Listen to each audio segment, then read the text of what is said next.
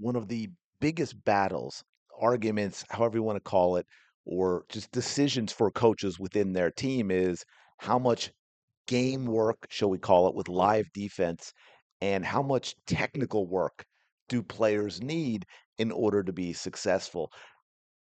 I'm kind of in both camps. I don't know that I know exactly what the formula should be, but there is no doubt as a coach, I've always had tried to have it be as competitive live game action as possible. I think that is so important for so many reasons.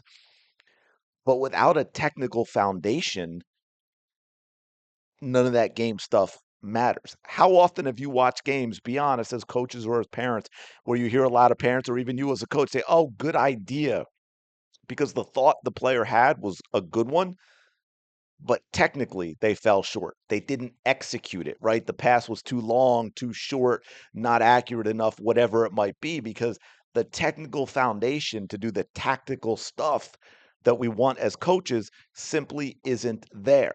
One of the biggest problems I've found when you do technical work is that we're not getting enough out of it. We're not being efficient enough with the time we use. And a huge part of that is the players not having the focus and the intensity they need to really work on the technical skills so that they develop them quickly so that they can use them and execute in games. And so the most basic thing I want to show you here is let's say, because I'm sure everyone's done this with very young players, oh, well, let's warm up. Let's just grab a teammate or maybe even pregame, right? The first thing you might do, grab a teammate and just, get loose, knock the ball back and forth.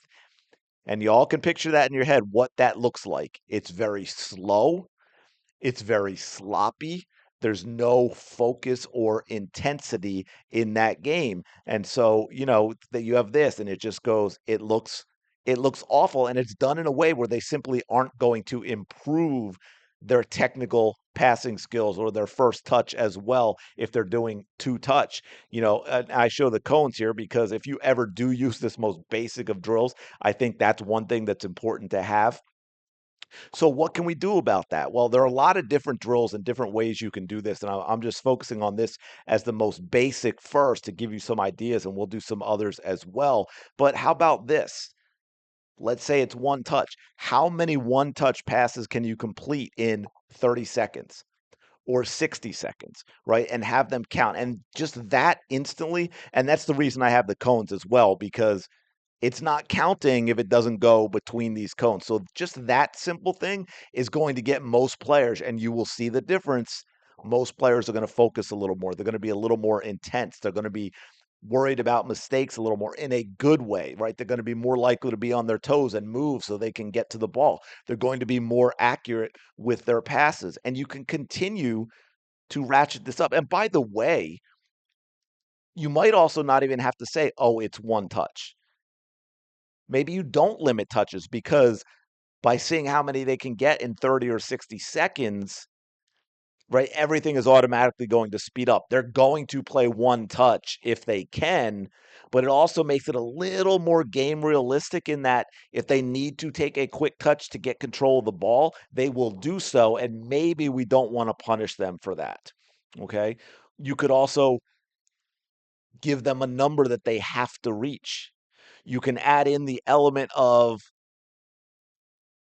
maybe they mess up. Maybe the ball doesn't go through the cones like it's supposed to, right? Maybe it goes behind the player, and you may also make a rule that if it's not accurate, but they can get to it and get it back between the cones with one touch. If you're limiting touches, continue to play, and your rule might be if the ball stops, then that's when it doesn't count. And then, hey, you know what? If they mess up, like, for example, you're limiting to one touch and it has to go between the cones and they take an extra touch or they don't go between the cones, whatever it might be, you have to go back to zero. So what if they're doing 60 seconds? They're 45 seconds in. They've gotten, 81 passes and they mess up. They're going back to zero. And then, of course, you can also get the teammates involved. It's not so much about what number did you get, but what number did you get relative to your teammates? Who's going to be the champ? You can even add in punishment. Now, this is I don't want I shouldn't even said the word punishment. I don't mean it that way. consequences maybe, but make it fun. I think you can add these elements into these things to make it more competitive for your players, but keeping it light and fun. It's not punishment of, hey, you've been you're messing up. You're acting out. You're not listening. Go run laps. You don't want to make it like that because first of all, you don't want your soccer players to equate any type of conditioning with punishment. But make it fun and don't make it something that's so horrible. But maybe it's 10 push-ups, maybe it's 10 burpees, maybe it's you're in the middle of the pitch and it's, sprint and touch the goalpost and sprint back. You can also take different choices, maybe the ones I just did, 3 or 4 or 5 choices, and give the choices to whomever won. Maybe it's the last place team is the only one that gets punished, and the winners get to decide what the punishment is, keeping in mind that they might finish last at some point. You can also do it, and we've seen this with games as well, is make it a, you know, winners move up, losers move down type of thing. Maybe you have, all the team lined up like this, and up top here is the winners league. Maybe that's EPL or something, and then you have Bundesliga and La Liga and MLS or what have you, and whomever gets the most in a round of 30 seconds or 60 seconds, right? They move all the way up to the top, and you reorder them based on the number. Right? It's kind of a variation of doing with teams where they win or lose and you move up or down.